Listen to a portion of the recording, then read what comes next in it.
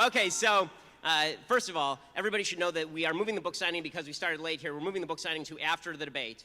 And as soon as this is over, get right back in line for the debate because they're basically back-to-back now.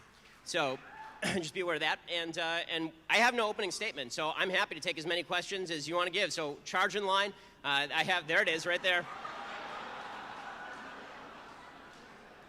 I do have one rule, which is my usual, which is that if you disagree with me, if you are on the left particularly, raise your hand and you get to go to the front. No cheating. We're doing the honor rule here, so. Wow, someone's being murdered in the other room. Okay, so go ahead.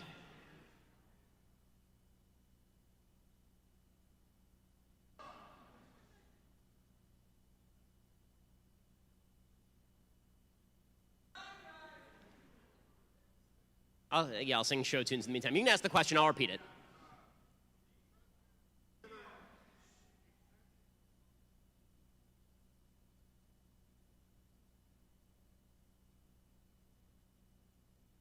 So I do think that the president, if he has the authority, should prevent the Congress from getting out of Obamacare. They should have to live with the regime that they've created for everybody else. As far as whether he has the constitutional authority to do it, to be fair, I haven't actually looked in detail at the legislation, the section of the legislation, so I'll have to punt on that one. Oh, hi, Ben. I'm a fan, but I'm not going to throw you softball. You said at a college campus event, quote, "Something I hate the most from the right is this constant refrain, yeah, socialism is a great idea if only it worked. It's not true. It's an unbelievably morally crappy idea." My question refers to an example. In the early days of the Mormon Church, they practiced what is known as the law of consecration, where church members consented to have material goods redistributed. Like most socialist experiments, it failed because of individual weakness. In theory, is this morally corrupt?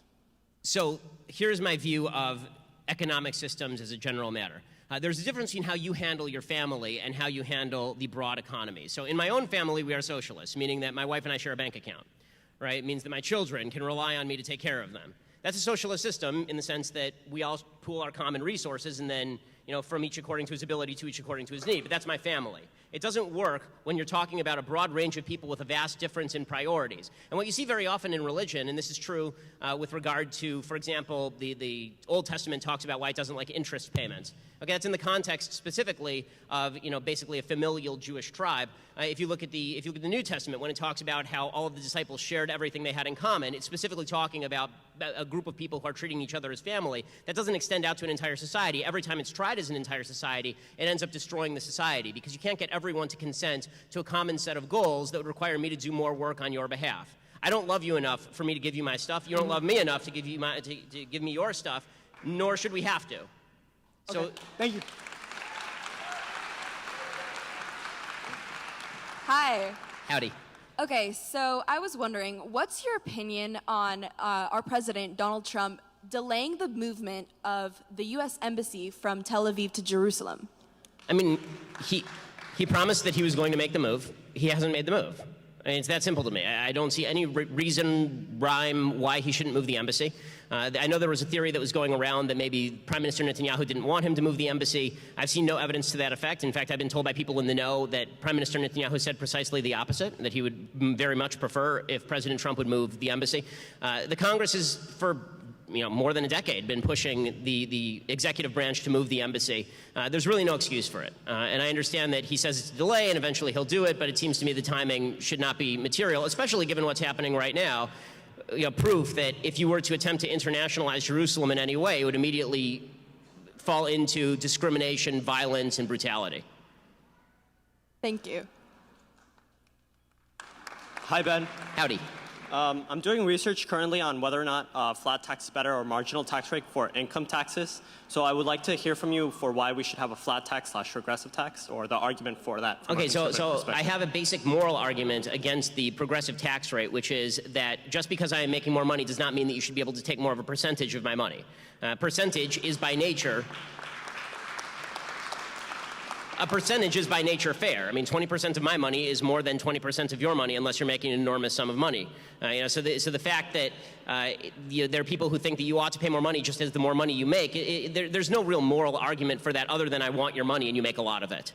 So I have a problem with that just on a moral level. On an economic level, it seems to me that as you penalize people for making more and more money, there are going to be gaps, right? And you see this. You see that there are certain income cliffs where people are afraid that if they make more than a certain amount of money, that the next dollar they make is now going to be taxed at a higher tax rate. And so why would you bother hiring 20 new employees to get you past that mark if you're then going to have to pay a higher tax rate? It's not a steep cliff, depending on how large the marginal tax rate increase is. But if you have what you used to have in the United States, like a 91% tax rate for people who are making like $5 million a year, once you get up to that point, what's the point of making another dollar? You may as well just save your breath, not hire the employee, and keep your money. Okay, thank you. I think he was my setup man. I have a tax question as well. You guys are just excitement. I won't start with a 5-minute speech. What is your opinion or your position on taxation of religious institutions? So taxation is, so I have sort of a split opinion on this, to be honest with you. Tax-free, you know. Right, tax exemptions for religious institutions. So I have kind of a split opinion on this a little bit. So I'm of one mind which says that there shouldn't be tax exemptions for virtually anything, that the government should basically just tax everything that it's going to tax, and that way we're all running under the same rubric. By the same token, I also do believe what it says in McCullough versus Maryland, which is the power to tax is the power to destroy. And once you give the government the power to tax specific institutions, then you could see them use that in order to destroy those institutions. With that said, I tend to err more on the side of the first than the second. In fact, I think one of the worst things that's happened to religious institutions in the United States is you've seen a lot of religious institutions get out of the political business because they're afraid they're going to lose their tax-exempt status. And that, to me, is actually an abdication of religious duty in some cases. Right? There are religious values that undergird politics for millions and millions of people in the country. I think that's an actually good thing. And the fact that religious institutions won't do it anymore because they're afraid that they're going to lose their tax-exempt status and then people won't give them enough money, maybe if you get rid of that incentive, suddenly you suddenly see religious institutions start to get more active in terms of forming a social fabric and getting involved in politics, which I think would actually be a good thing.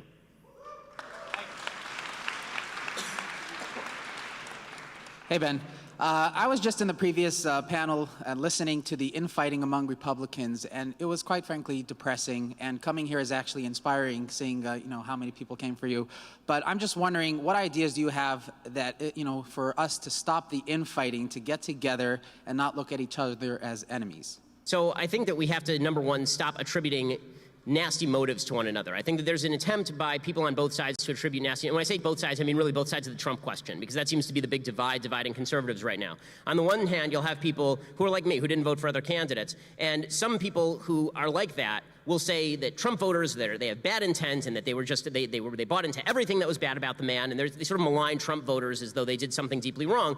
I never said that. I don't believe that. I think most Trump voters voted for Trump not because they loved all the bad things about Trump, but because they thought that Hillary Clinton was the worst candidate in the history of the Republic. So, yeah. And on the other side, I think that Trump voters would be wise to look at some people who are very uncomfortable with Trump and say, maybe there's a reason people are uncomfortable with Trump, and maybe we'd be better off, instead of embracing all of his stupidities, instead of saying that he's playing 987-degree underwater, upside-down, hungry, hungry hippos, right? Maybe instead of doing that, maybe we ought to just say, listen, some of the dumb stuff he's doing is dumb, some of the good stuff he's doing is good. Like, it's so weird to me that we're even having a debate at this point, right? The election already happened. He's the president. When he does something that's good for conservatives, we should all cheer. When he did Gorsuch, I put on a MAGA hat. Okay, and when he does something stupid, like he attacks his own attorney general on Twitter for a week and a half, and then activates Anthony Scaramucci, who's legitimately, at this point I'm just rooting for entertainment, so I want Mooch to stay, but he activates Anthony Scaramucci, who legitimately is the Ellis character from Die Hard, right? And he activates him to attack the chief of staff instead of just having the balls to fire his chief of staff. I think we should all agree this is kind of dumb. Like, this is not useful. The question shouldn't be, is it entertaining? The question should be, does it forward the ball? And I think that people on the Trump side need to get away from the idea that there's some sort of mastermind genius working inside Trump's gourd that is making all of the dumb things obviously super smart, because dumb things are dumb. I mean, come on.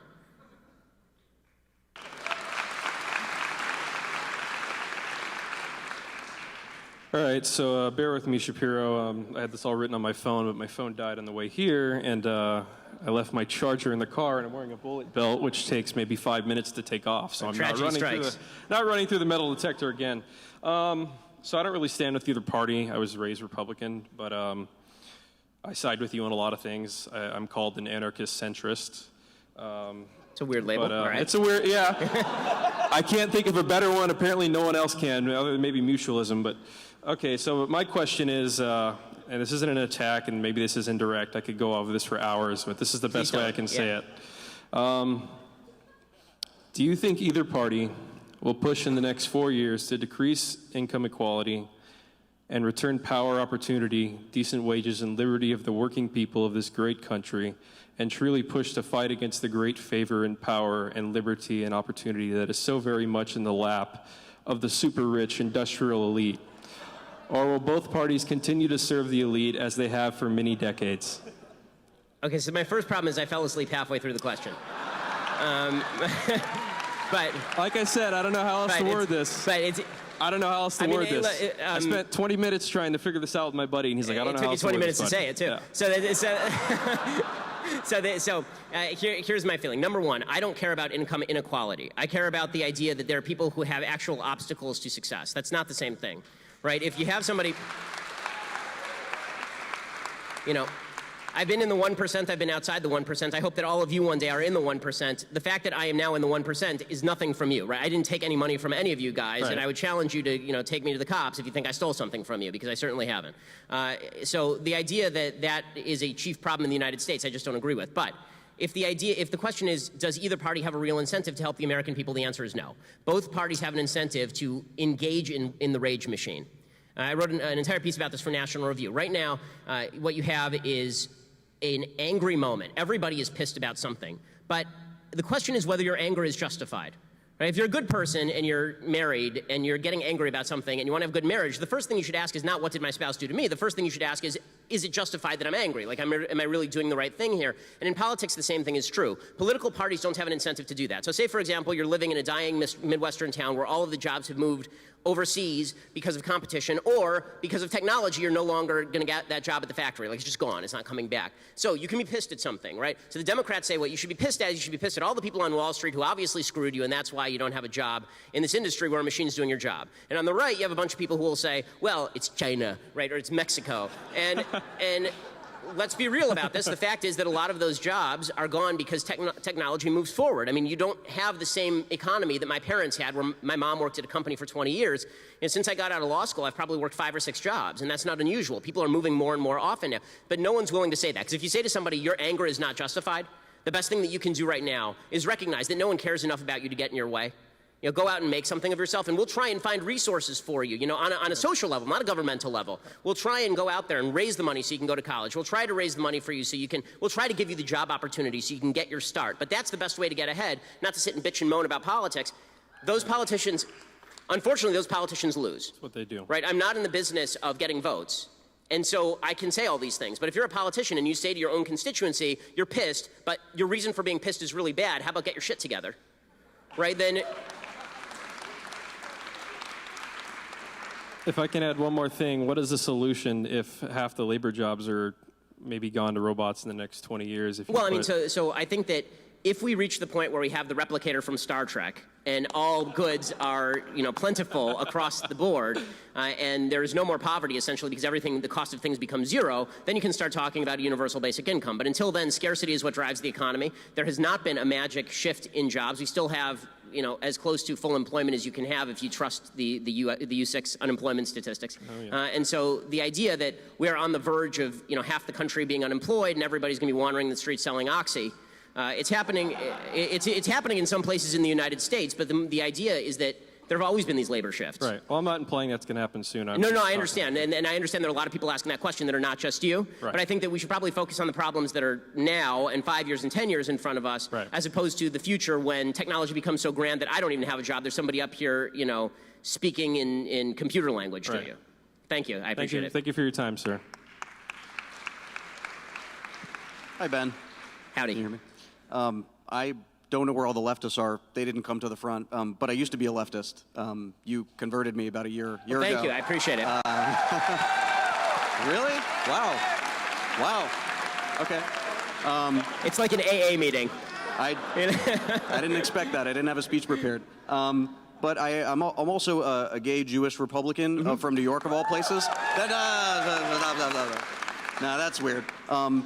And both single-handedly, you and my dad helped, convince me with really just intellectual honesty to consider the other side. So I hope you keep doing that. That's a perspective that's very valuable. Thank you for actually considering it. You're the one who has to do the work, you know. So I've heard you say many times that the marketplace works out issues of discrimination by letting perpetrators lose business from fair-minded folks, thus eliminating the need for government overreach. But I've also heard you say that while not illegal, it's nasty to exact revenge on businesses with boycotts. So what are you left with? Yeah, so this is actually a really good question. So I think that the question is, does it impact the operation of the business? Meaning that, so for example, Brendan Eich at Mozilla Firefox is somebody who gave money to the anti-gay marriage effort in California, and he was basically thrown out of his job by the higher-ups there. And I thought that was nasty because that actually creates a climate where political viewpoints that you disagree with are a way of throwing you out of your job. If, however, you have a situation where people are, the actual function of their job is being impacted. So Brendan Eich's job was not impacted by his actual viewpoint. Then I don't think that a boycott, if it impacts the function of your job, then a boycott might be appropriate if you disagree with the behavior. Right? If it doesn't actually impact the working of your job, I don't think a boycott is appropriate. So workplace discrimination. Exactly. So Brendan Eich, I mean, another example that's controversial here in LA, like if you can't show me any evidence that Donald Sterling was banning black people from his games, I think that boycotting the Clippers because of Donald Sterling is really weird. Like Donald Sterling's a piece of crap, for sure. But if it didn't impact how he was actually running his organization, there might have been impact on that, by the way. But if there wasn't, then it's weird to boycott him. So my general rule on this is that a boycott is appropriate if you feel that the business is being run in such a way as to be discriminatory. But a boycott is not appropriate based on the viewpoint of the person who owns the business if it is not enacted in the actual practice of the business. And a distinction, discrimination based on protected class. Well, I mean, listen, it's a free country, so, my moral view may not be your moral view. Like, things I may boycott may not be things that you boycott. I don't think, so I don't believe in general, protected class stuff tends to me to apply to governmental action, not to private citizens, right? Like, for example, there's parts of the Civil Rights Act that talk specifically about what private businesses can and cannot do. I think that's an overreach by the federal government. I think the federal government should be in the business of what the government can do. Jim Crow was a governmental policy. Right? To pretend that the government was not complicit in Jim Crow, the government was Jim Crow. And as soon as Jim Crow was done away with, those Jim Crow laws were done away with, the South is now highly integrated. Gallup polls show that people in the South have almost, I think, precisely the same levels of racism as people in other parts of the country. So the market does work, in other words. Yeah. Thank you. Thanks. Hi, Mr. Shapiro. I'm a huge fan of your podcast. One of the most common arguments that the left has against capitalism today is that the wealthy and powerful are in bed with the government and acquire power from the government through campaign donations. One of the most common arguments from the right against big government is that, also, big donors have a strong influence on the government, and so policy is catered towards special interest groups. Seeing as both sides agree money in politics is dangerous, why continue to allow private donation to political campaigns? So I don't think that money in politics is dangerous. I think money in the government's pocket is dangerous. Meaning that I think that if I want to give money to a political candidate, then that's fine. Why was it that for the vast majority of American history, money in politics wasn't a massive danger? And the answer is that it wasn't a massive danger because no one cared what Washington, D.C. did. It wasn't involved in your business. It didn't regulate you, right? It was actually unconstitutional for it to do so. And as government grew, as the coffers grew bigger, as it had the power to crowd out your competitors through regulation, then people see a necessity for spending a lot of money. So this was Trump's example, right? When Trump was saying this all during the primaries. And during the general, he kept saying over and over things like, well, I was involved in giving money to politicians in a corrupt way because that's the way the game is played. Well, that's the way the game is played because there's actually like a giant piggy bank of money at the federal government level. I don't think that banning money in politics changes any of that. You'll just see different forms of people attempting to gather these people in their pocket, right? I mean, you can't stop. How do you stop a corporation, for example, or a union from telling its members that they should go out and vote a certain way? Forget about political donations directly to candidates. How do you actually stop that? I mean, that's an actual violation of free speech, right? I have viewpoints on politics. Those viewpoints on politics, I have the freedom to express those viewpoints on politics. There is no gap, in other words, between political spending on candidates and campaigns and me going out and pushing, going out and printing my own yard signs, or the New York Times printing a story. This is all part of the grand tradition of politics and back and forth in the country. What needs to happen, if you actually want to stop money in politics, is stop letting the government be so damn big. The bigger it is, the more people care about grabbing pieces of it. Thank you. Thank you, Ben. I'm a very big fan. I actually have a book. I hope I get it signed. But my question today is, given that if you examine all sides of the media spectrum, I'm a very big fan of your show, by the way. I've watched almost all of it. Oh, thank you. If you do like psychoanalysis, if you do nonverbal and verbal analysis of both sides, if you look at body language, if you look at historical context of everything that they're doing, and you expose the left, you expose the right, you expose the center, why do all of them say they don't have it, but they do, and it's been proven by everybody, and they just blatantly throw it out? Like, What is it? Sorry, they don't have... just hypocrisy or an extreme bias. Well, why is everybody biased? I mean, I think No. Like, why is it that when it's shown and it's proven by hundreds of people, they just can't deal with it? Well, I think that for a lot of people who are in the so-called mainstream media, people who consider themselves objective journalists at CNN, if you're brought up in a culture of the media where you are told that that's your job, then you tend to get into a mindset where you think you're doing your job. I mean, we all think we do our jobs on a daily basis. If somebody told you your job is to be objective about the matter that's directly in front of you, it's very difficult to live with a cognitive dissonance that says, I am politically of one side, but I'm going to put that to the side in order for me to pursue this objective analysis of the issue in front of me. And I think that if you go to J school, right, if you go to, which is where a lot of the people from CNN and New York Times come from, and you're told that your political point of view is irrelevant to your reporting, but all the people who surround you think the way you do, you've never actually seen anybody. It's like a strange breed at the zoo. You've never actually seen another political point of view. You don't even know that you're biased when you are. So I'm going to attribute a lot of this to ignorance, not malevolence. And we on the right have a tendency to say, you know you're biased, but you won't say you're biased. And that's true for some people, like George Stephanopoulos, right? He's on the Clinton campaign. Obviously, he's biased. But for people, you know, like Maggie Haberman at the New York Times, maybe she's biased to the left because she hangs out in lefty circles, and it never occurs to her that she's infusing her stories with bias. So I tend to try and avoid, if I can, attributing nasty intent to people with whom I disagree, because I think everybody's trying to do their best, or at least most people are trying to do their best, and they just come up short. Okay. One last thing. If you had, say, 10 years in the future or whenever, would you run for president?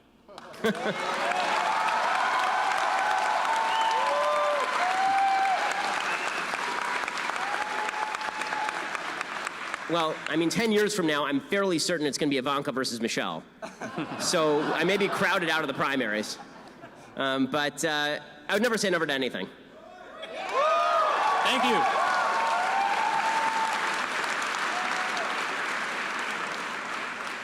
Hey, Mr. Shapiro, I'm a big fan. So just now that you're off the air, I want to know, how do you really feel about Mack Weldon underwear? They're fantastic. They're on my ass right now. Anyway, so despite the fact that the cost of college has obviously increased due to all these government loan practices, it seems like the left continues to advocate for more generous and more subsidies, more loans. That being the case, how should we decrease the cost of college without preventing lower-income students from being able to attend? So the only way to decrease the cost of college is to stop with all the subsidies for bullshit majors. Right. So that would actually decrease the cost, because what increases cost is it's supply and demand. The more demand there is, it's the same amount of supply, so they just increase the price and just keeps going up and up and up. You keep subsidizing college, a lot of people are going to go, the cost goes up. So if you actually want to decrease the price of college, what you're actually going to have to do is you're going to have to say no more government subsidies for lesbian arts majors, right? And no more subsidies. Like I'm sure art history is wonderful, but there are 3 jobs in that actual industry, and maybe you might want to try a STEM. Right? Or if you're going to be the entire educational system in the United States is really screwed up. The truth is that I did 4 years at UCLA in political science, complete waste of time.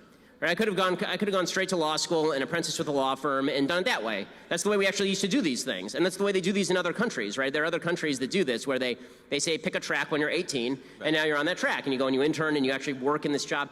People are not prepared for if you think you come out of college prepared for a job in modern American economy, it's complete nonsense. What prepares you for a job, as everyone who's ever held a job knows, is actually doing a job. And so what we have to do, there's still areas there's still trade schools where you're learning something. There's still areas of college that are useful. My wife's a doctor. She had to go through a biology major and then through med school in order to get that. You wouldn't want her coming straight out of college and operating on you. But I think that this is a very simple supply and demand issue. And by the way, the idea that poor people would not be able to get a loan to go major in a STEM major if they have great grades and good SAT scores, I don't think that's true at all. I mean, there are plenty of banks who'd be willing. That's a good bet. It's a good bet by a bank. And what we've had right now is a lot of basically subprime loans to bad college borrowers, and then there's not even any security. You can't repossess an education degree. Right. So that being said, I just graduated from high school, and for financial reasons, I'm heading to community college next year. Are you looking for interns?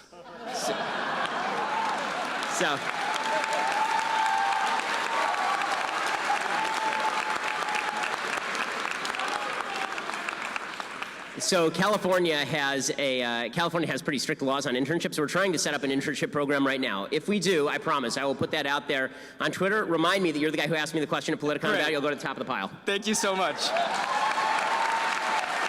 He disagrees? Okay. Sorry. I feel bad for people skipping lines. Is it snappy? Is it quick? Yes. Okay. Thank you for letting me cut in front. I disagree with you. I wouldn't say I'm hostile. For someone who speaks a lot about morality, it seems like you don't. It seems like you avoid acknowledging Ayn Rand, and I'm wondering, would you agree to debate someone like Yaron Brook or any objectivist? I'd love to talk to Yaron Brook, sure. Okay. Yeah, of course. I mean, I think that Ayn Rand's take on what drives capitalism is correct. Her take on applying that to human nature and interrelationships between human beings, I think, is more of a problem. I think the debate should be ethical, but thank you. Okay. Yeah. All right, thanks, dude. Mr. Ben Shapiro, the Shabbat Savage, the Torah Tank, the Hebrew Hammer. I'm very excited to meet you, sir. I just wanted to start off with a couple things before I ask my question, just because I have the chance and the mic. Number one, I barely recognize you without sunglasses, a joint in your mouth, and a Snoop Dogg song playing in the back room. Shout out to Thug Life, whoever you are. And second of all, I can't wait to watch you contribute to the extinction of the water buffalo in about an hour. So I know you're gonna have no comment on that. You're a classy guy, but I had to put that out there.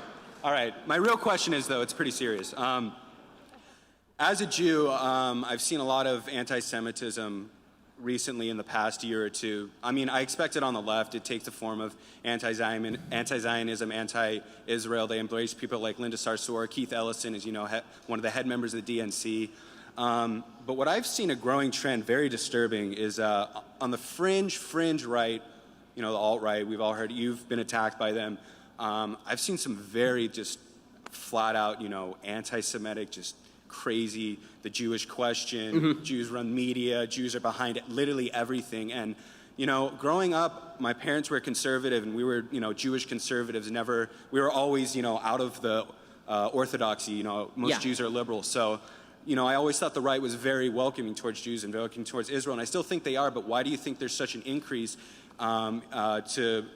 towards Jews, both on the left and the right? Okay, so first of all, on the Cheng thing, I'm looking forward to having a productive discussion with him when this happens. So let's put that there. As far as the alt-right anti-Semitism, I mean, as somebody who received an inordinate amount of hate from the alt-right in the last year, the Anti-Defamation League named me the #1 recipient of anti-Semitic tweets for journalists on the internet last year, and that was largely driven by the alt-right.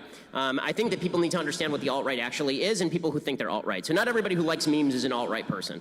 Okay, I think a lot of memes are hilarious. I'm particularly fond of the Harambe memes. So there are a lot of these things that I think are really funny. But I think that the alt-right did a good marketing thing when they broadened their appeal, because the actual basis of the alt-right movement, people like Jared Taylor and Richard Spencer, is essentially a white supremacist argument that the white race created Western civilization and that outsiders to that race are threats to Western civilization. And I think that the rise of that movement is partially driven as a reaction to the intersectionality theory of the left. So on the left, you've seen this attempt to basically paint everybody in the United States as a member of a particular race or sex or sexual orientation. They're not individuals, they're groups. And all of these groups have been victimized by Western civilization, and therefore they have to stand up and fight back against Western civilization. And there's a group of people on the so-called alt-right who aren't particularly conservative, by the way. They're not in favor of smaller government, many of them. Right. Many of them are overtly anti-Christian, not just anti-Judaic. And they come along and they say, okay, well, if intersectionality is good for the left, why can't it be good for the right? Right? Why can't this be true for white people?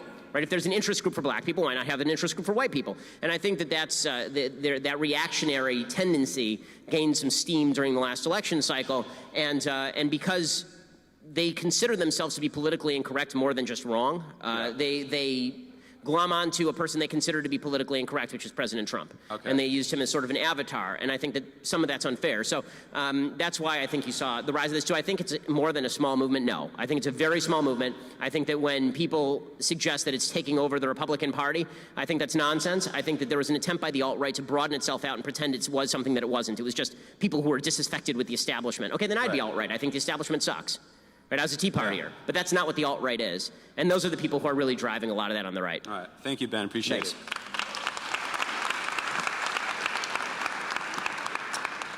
Hi, Ben. This is a boring one. So you referenced the book Nudge by Cass Sunstein at some point on the podcast, and I'm very interested in the book, and I'm just curious what your thoughts on the concept of libertarian paternalism are, because it sounds sort of oxymoronic, but I thought it was pretty interesting. It is an interesting book. So Cass Sunstein's book Nudge was used by the Obama administration as sort of a handbook in terms of if you change for people who've never read the book, the basic idea is this: if you change the sort of presets in life, people are not active, people are passive, and an object at rest remains at rest. So there's this sort of human inertia. So if you go into a cafeteria and all the choices are hamburgers and pizza, people will eat hamburgers and pizza. But if you take the hamburgers and pizza out and you put arugula and mango, people will eat arugula and mango, because now there's an actual burden to them to have to switch over to hamburgers and pizza. That's the idea of the libertarian paternalism, basically. That for organ donation, right? Instead of you having to opt into organ donation, we'll just make the default on your card that you're going to be an organ donor now, and then you have to physically opt out of being an organ donor. So my problem with this general idea is that it assumes that your presets should be everyone's presets. I think that, there's things that I thrill to in that. I think everyone does, right? Like, so I tend to be somebody who thinks that we need more organ donation. In fact, I'm such a libertarian, I think there should actually be organ markets in some cases. But the fact is that there are a lot of people who don't believe that, and they'd be shocked to learn, because they don't read the paperwork, that when a loved one dies, they're an organ donor. And that's upsetting them. It violates their religious precepts. So I think that the baseline should be non-interventionism, not setting the preset at what I want it to be, because I don't get to control you. I mean, I think that's where libertarian paternalism comes into conflict, because even the idea that you're going to set the presets is paternalistic in a non-libertarian fashion. All right. Thank you. Hey there, Ben. So I understand that you're an adequate opposer of socialism. My question to you is about socialist ideas that have worked in the past, such as Social Security or Medicare. I understand Social Security is a mess right now, but it has helped millions of Americans in the past. So do you think that we should banish socialist ideas in general in the United States, or limit it to Banish. something like And the reason I say that is because so what socialism basically does is it takes the resources of a given society and it freezes them there, and then it redistributes them. It doesn't account for growth. It doesn't allow for innovation and enlarging the pie. Socialism basically says, however much money is in the economy, it's unfair how it's distributed. Take it, redistribute it. That's the end of it. The problem is, once you do that, you get rid of the incentive to innovate and to build new things and create new services. So, of course, it's true that if there are 5 of us in a room and I have $5 and nobody else has any money, and I just give each person $1, then everybody in the room is better off except for me. That's true, but I now have no incentive to go out and make $5 more, because you're all just going to take the money. This is true of Social Security also. So Social Security has actually created an enormous downside for society now. So in the short term, it's great, right? You take a bunch of money that doesn't belong to you, you give it to a bunch of old people, they're happy. It didn't cost you that much money because it's the baby boom, and there are a lot of people who are young, and there are not that many people who are old. Then the baby boomers get old, and now we're all screwed, right? People who are our age are never going to see our Social Security money. It's gone. We're never seeing it again. Kiss it goodbye, right? So, so one problem is that older people did not have an incentive to save. So the savings rate actually went down after Social Security, because you may as well spend your money. Somebody else is going to pay for you when you're old. The second thing that happened is people stopped having kids as much. It actually had a market impact. Jonathan V. Lass at Weekly Standard has a very good book about this. It actually had a market impact on birth rates. Because one of the reasons to have a kid, not to be cynical about this, but it's true, is that historically, when you get old, who takes care of you? Your kids, right? I mean, that was the net cost. The net cost was that you were going to spend an enormous amount of money educating your children, bringing them up, keeping them safe, and then, when you got old, you weren't going to have to worry about it because little Billy was going to take care of you. Now Social Security takes care of you, so do you even have to have kids? And that's what's created this enormous bulge in the old population in the United States, and very little on the young side of the population in the United States. And because as a society, we tend to abdicate to government what government is willing to take over. It's also created this immoral notion that the government's going to take care of all the old people, so we don't have to worry about it as a society. Social fabric doesn't matter anymore. So this is why I'm not in favor of socialism, and Social Security is a good example. I'm not in favor of it because it has, just like every other socialist program, it has a set of discrete beneficiaries but diffuse victims, and the diffuse victims are much more common than the discrete beneficiaries, and they grow over time. Okay, thank you. Please kick Chank's ass tonight, please.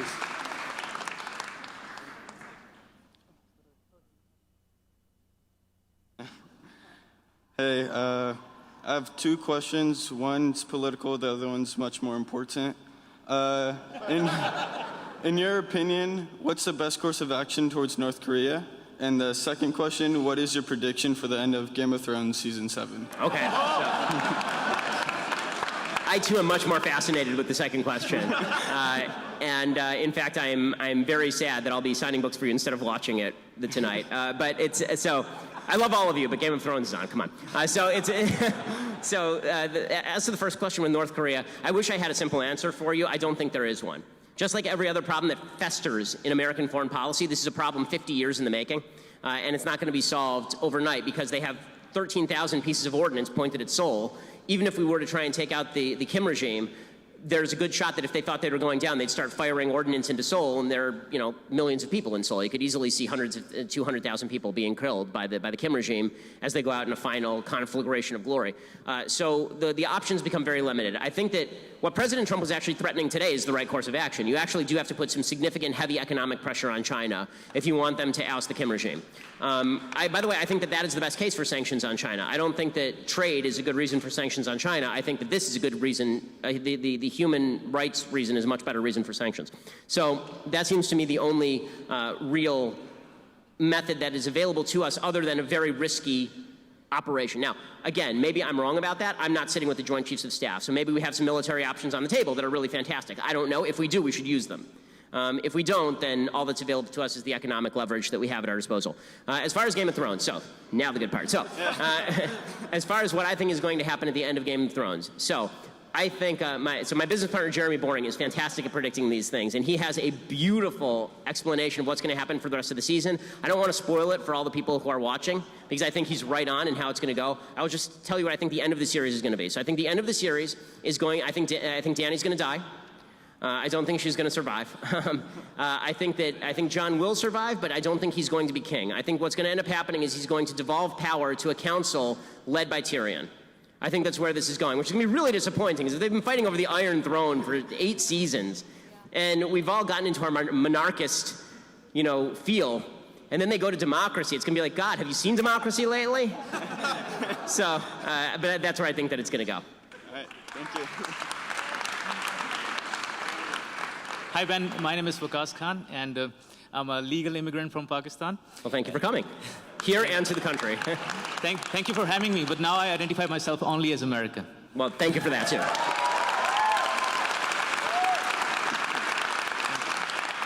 And other than that, I'm a conservative Republican and Trump supporter, and people like you and President Trump made me switch sides, and I was an ex-Democrat, and now I'm a proud Republican. Yeah. Well, thank you. So I'm also a Muslim, and I'm very proud of my religion, and I call myself as a Reform Muslim who does not believe in any violent interpretation of the scripture. The problem which I face right now is like being on the right, I see there's an immense atmosphere of distrust, and then on the left, there is immense atmosphere of denial and delusion, actually. So how can we, like Reform Muslims like me, who are out there, but we are in the closets. We want to come out. Yeah. We want to voice out. But whenever I try to do that, especially in the last election, I was intimidated, harassed, and bullied by the liberal left. And I call them like liberal left fascists who just came after any different opinion or voice of dissent. So how can us Reform Muslims who want to live under American Constitution, no other law, American Constitution, can come together and bring the two sides together and find some common ground and tell them like this is the reality and we are willing to live peacefully with the rest of the Americans as they are our fellow countrymen and brothers and sisters. Yeah, so I mean,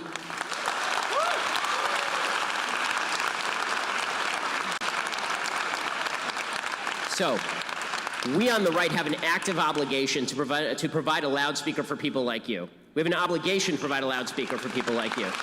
Because the only way that change is really going to take place in the Muslim world is if people like you are heard. Because one of the big problems is that, as you say, the denialism on the left about the nature of radical Islam and the extent to which it has actually infiltrated some major institutions. You know, the one Council on American Islamic Relations comes to mind, so does ISNA.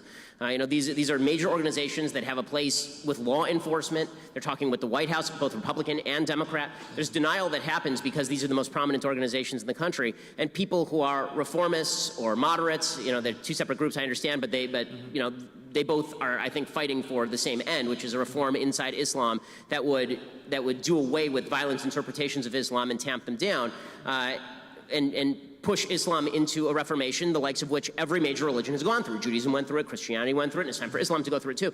We on the right have to make an active attempt to push people like you into positions where you can speak clearly. So to that end, my email address is bshapiro@dailywire.com, and please email me. I'm happy to print any op-ed by you.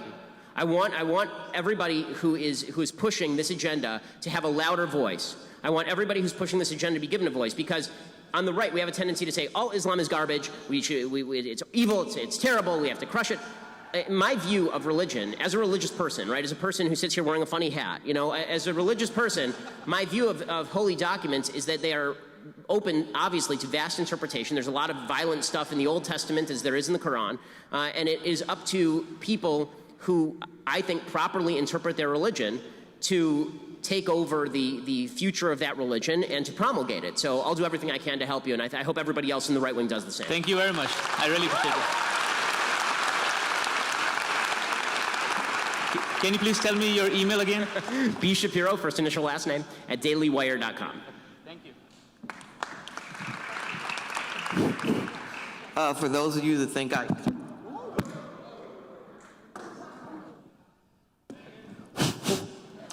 For those of you who think I cut in line, I did not. I'm over 50, and so we don't cut in line, and we usually don't destroy property. That's not something we do. We respect other people's property. But listen, I'm surprised nobody said anything about health care. I'm glad you talk fast, and so do I. Now, here in the United States, you have to have car insurance, okay? It is mandated by the government.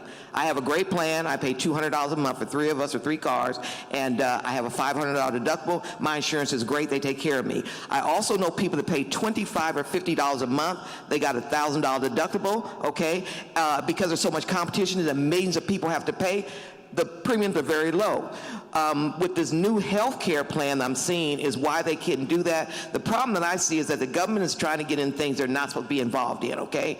It was never mandated for them to be involved this much with insurance. President Obama did this. Medicare, for those you don't know, are for people like me, 65 or older. Medicare was meant for people that are disabled or poor, okay? They put all these healthy people on this plan, which they need to kick their butts off right now, okay, and require them to pay insurance. Now, for some reason, if I get into an accident, whatever, and I have insurance, my insurance company pays. For some reason, if they require you to have your insurance, they don't go after and penalize me or go to my taxes. What they do say, listen, you didn't pay your $50, so now you got a $150,000 bill that you're going to pay for because you didn't do what you're supposed to do. So for this new Medicare plan, they got to make this real simple. I can get this done in a week, okay? First of all, they need to block grant this money to the states and say we're taking care of your Medicaid and Medicare payments that you have here for your patients. All the healthy people's getting off. Pre-existing conditions, stubbed toe is not a pre-existing condition. We're going to determine what that is. This your money you use. It is not the federal government's job to take care of your opioid addictions, okay? That's your job as a state. You're not doing that in the inner cities, and I'm sick of these other cities coming in, and all of a sudden this drug abuse is a health problem, when for black people it's a crime, okay? We're not going to have that anymore. So this is your money. This is all you're going to have. You do what you will with it, okay? From there, we're going to go on, and so people are going to get their own things and take care of it. From there, the government's going to get back to protecting the citizens. I remember you. From last year, you know who I am. I love your program. But if you would not read your 1,000-page counter to Obamacare, that'd be appreciated. Just get to the question, Mark. So my question I agree with is, everything you're saying. What can we do as far as getting information to these senators that seem to have no backbone, that let them know to get the government out of the health care, what they're doing, and to do just simple things, simplify it, and they can have this done in a week. So what does that process look like? mean, or do I need to fly to Washington to get it done? Let me know. That's my question. Because I could handle my business like that if I need to. So the answer is you need to fly to Washington to get things done. The problem is not a lack of solutions on healthcare. The problem is a lack of incentives on healthcare for politicians. Because again, the incentive is always not to tell people what they need to hear. It's always to tell people what they want to hear. And what people want to hear is, I'm going to make your healthcare free. I mean, listen, President Trump ran on the promise that he was basically going to cover everyone.